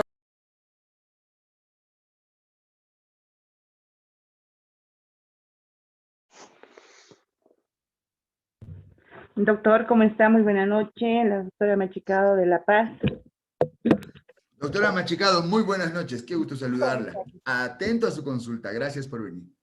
Tengo una pregunta para usted, ¿no? A ver, en el supuesto caso de que un funcionario público de alto rango contrata a un empleado particular para determinadas funciones en su representación, bueno, para que en su representación realice actividades relacionadas a las actividades de la institución pública, pero que esas actividades del tercero, del particular, posteriormente son determinadas como delitos de corrupción. Este tercero particular implicado, ¿estaría inmerso como coautor de los delitos de corrupción o estaría exento de acuerdo al artículo 11.3 del Código Penal, que se refiere al ejercicio de un derecho, oficio o cargo? Si podría, por favor, ampliarme un poco la duda. Claro que sí, con el mayor de los gustos. ¿Qué nos dice el artículo 13, si no me equivoco, ter del Código Penal?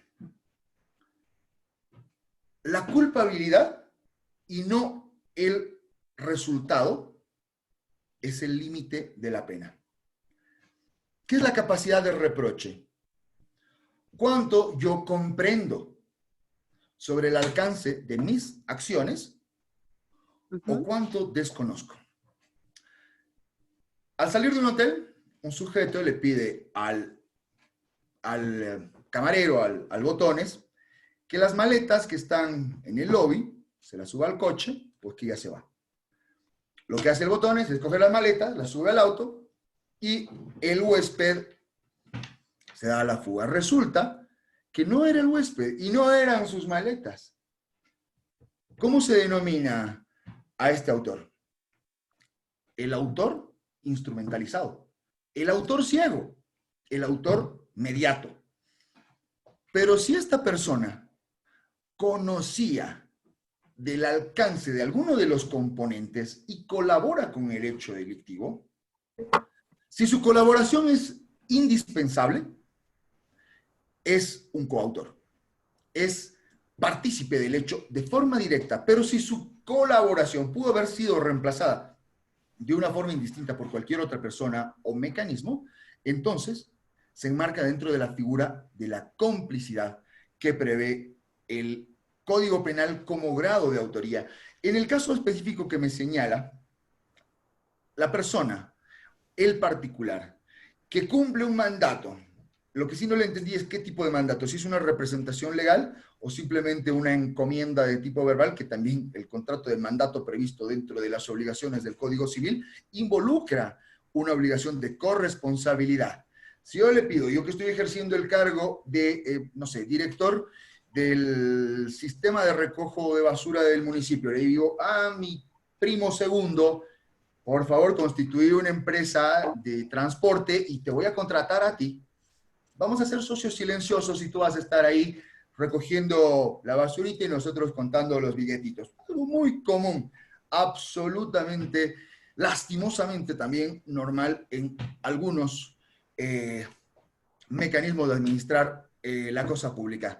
En ese tipo de mandato, en ese tipo de relación, si se acredita y se demuestra la conexitud, el acuerdo ilícito para ocasionar un atentado contra el patrimonio y generar beneficios indebidos en contra de la cosa pública, lógicamente, ambos tendrán corresponsabilidad y entre otros delitos en los cuales podrían marcarse, sería un contrato lesivo al Estado, una conducta antieconómica, entre otros tipos penales. Pero ¿qué ocurre si el funcionario público encomienda a una persona que desconoce las acciones que realiza o los fines que se encuentran detrás de el desplazamiento de la fuerza física que desempeña para una acción en concreto? Por ejemplo, por favor, llévamelo este maletín a mi colega, el doctor juez XYZ.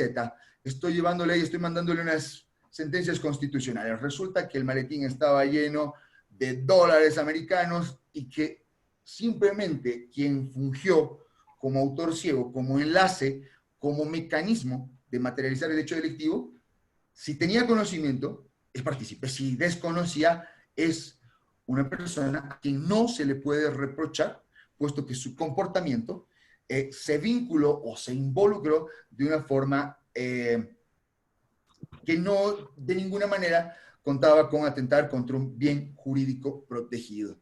Espero haber absuelto su consulta y si no, por favor me la aclara. Le agradezco.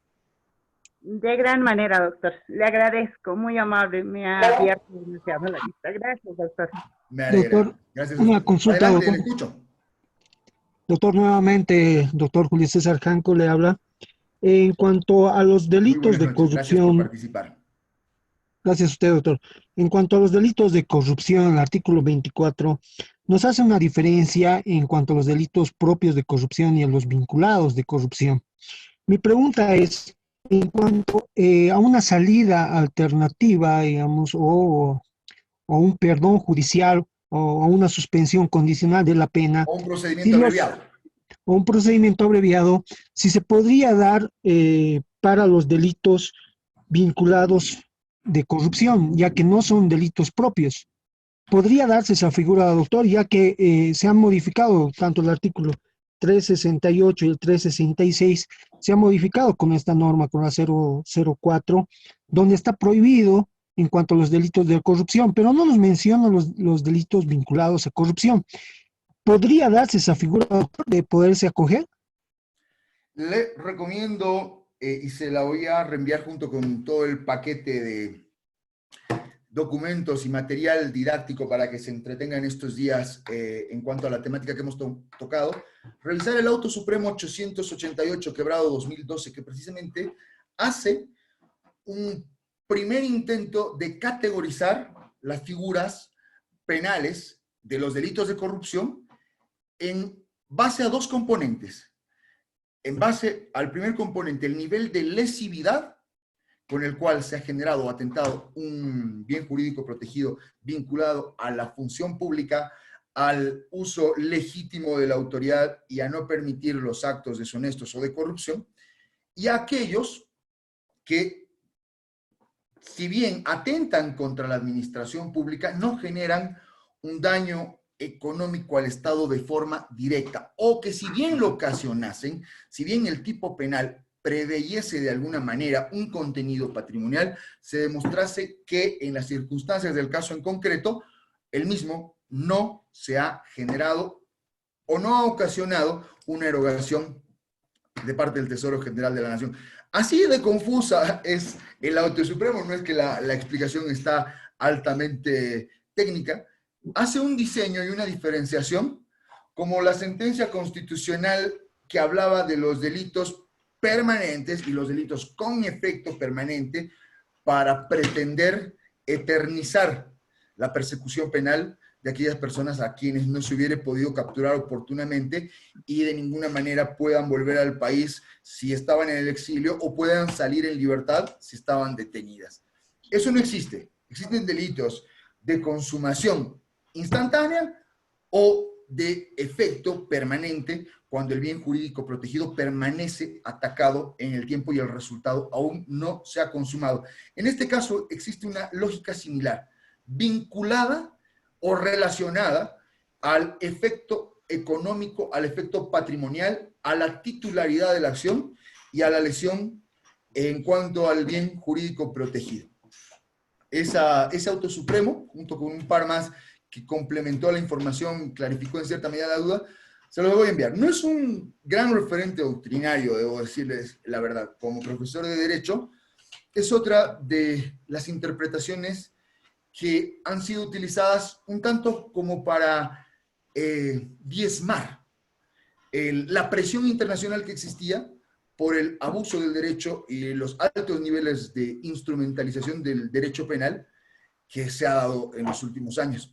No ha cambiado mucho al presente, pero sí, no es una lógica adecuada. No debe existir discriminación entre las figuras procesales que contemplan las garantías constitucionales. La diferencia debe darse en el ámbito sustantivo, no en el ámbito procesal, puesto que de ello generamos ciertos componentes de discriminación que lo único que conllevan es el abuso del derecho, muchas veces. No en todos los casos, pero bueno, es mi criterio. Le agradezco su participación y la pregunta. Doctor, buenas noches. Buenas noches, un gusto saludarle. Fernando Pérez Dorado desde Oruro, doctor. Un gusto. Un placer. Doctor, la siguiente pregunta. Conforme al artículo 233, en el numeral 3, se debe establecer el plazo de duración de la detención preventiva para actos investigativos, pero para aquellos delitos flagrantes, vale decir procedimiento inmediato, el fiscal podrá presentar,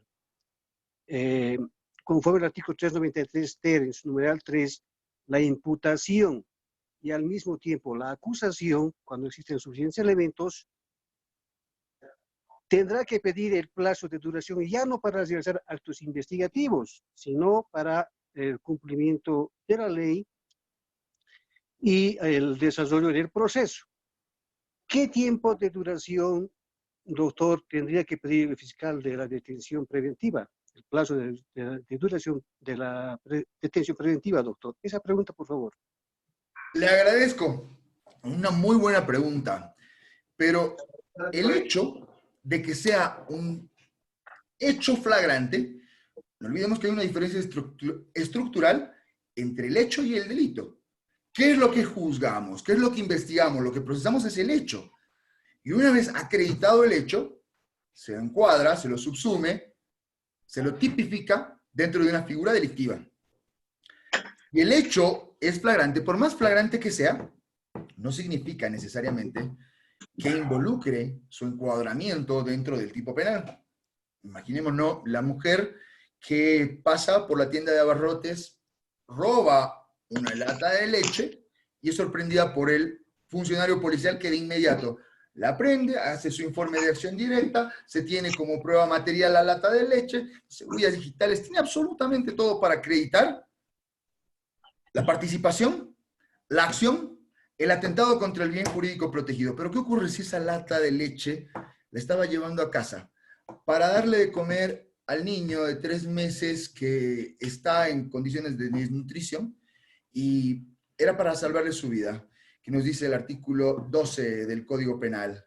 Cuando un interés superior se superponga a la naturaleza de la protección del bien jurídico protegido, entonces se le entenderá como estado de necesidad. Si bien el hecho es típico, es reprochable, es hasta posiblemente punible, pero al no tener el elemento de la antijuricidad por estar justificada su conducta, probablemente la única responsabilidad que emerja de esa acción sea una responsabilidad civil que le tendrá que pagar algún día esa lata de leche al tendero, pero no podrá responder penalmente porque el interés que pretendía proteger era superior. Por ello, no se puede desconocer, denegar, impedir la oportunidad que tenga el imputado para generar sus mecanismos de defensa.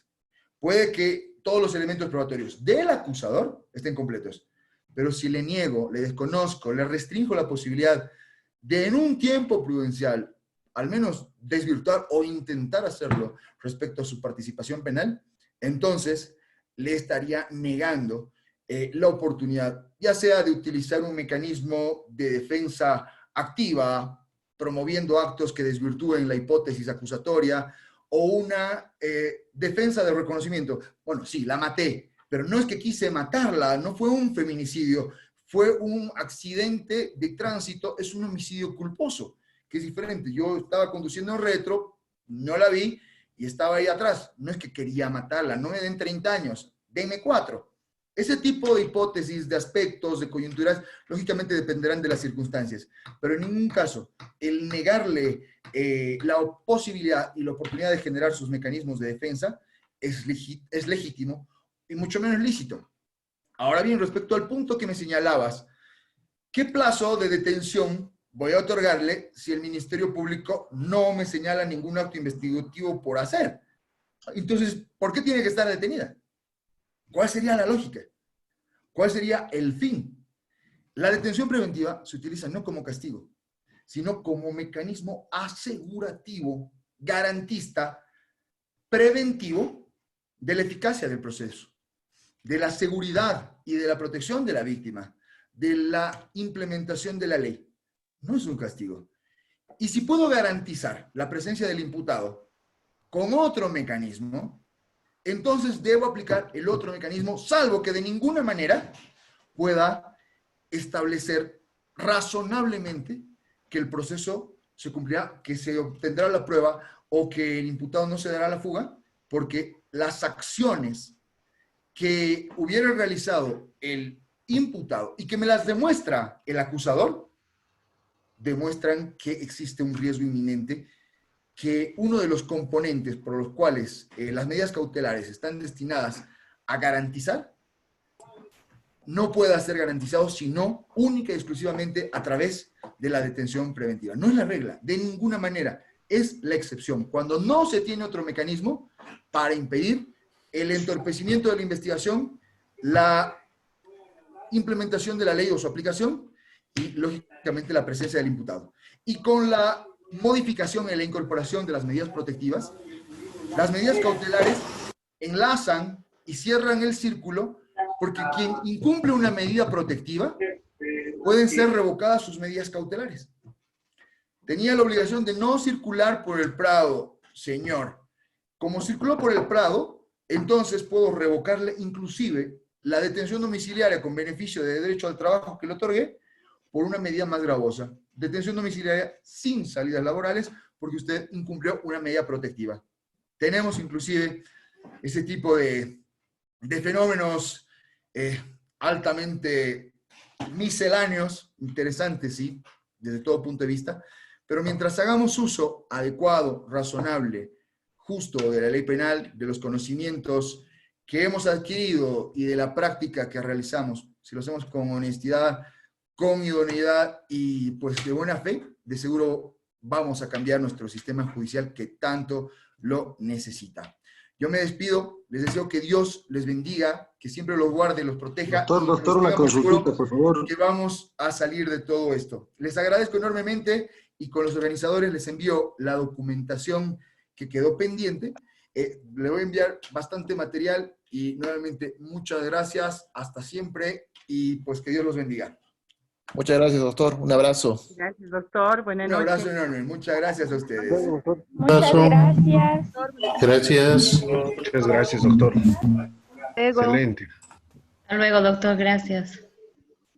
Gracias, doctor. 100 Hasta puntos, luego. 100 puntos, 100 puntos. Gracias, doctor. Hasta luego.